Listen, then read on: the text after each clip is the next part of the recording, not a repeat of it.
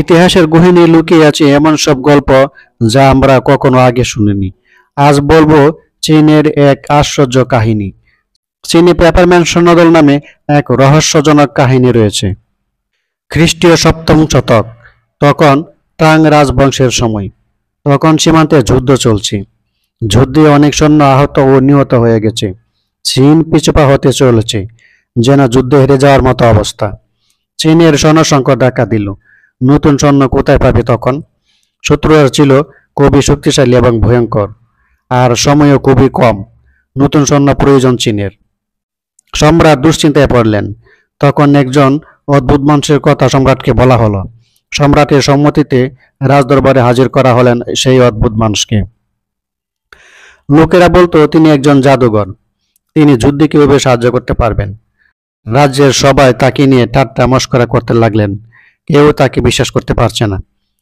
অদ্ভুত মানুষটি বললেন, আমাকে কিছু কাগজ এনে দিন।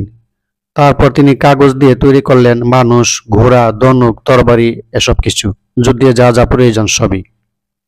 কাগজের এসব জিনিস দেখে তখন সবাই আরো বেশি হাসাহাসি করছিল। এরপর অদ্ভুত মানুষটি মন্ত্র পাঠ করতেই ঘটে গেল অবিশ্বাস্য এক ঘটনা। কাগজগুলো একে একে জীবন্ত সৈন্যে রূপান্তরিত হলো। তারা দৌড়াচ্ছে, অস্ত্র চালাচ্ছে, যেন বাস্তব সৈন্যদল।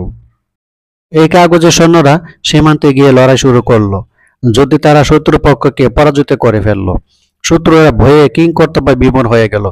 তারা ভাবলো চীনের অসীম সেনাবাহিনী আছে। যুদ্ধে জিতে গেল টাং রাজবংশ। রাজ্যের সবাই মহাখুশি হয়ে গেল। যে যুদ্ধে পরাজয় নিশ্চিত ছিল, সে যুদ্ধ জিতে গেল। যুদ্ধ শেষে সম্রাট ইয়েকে পুরস্কৃত করতে চাইলেন।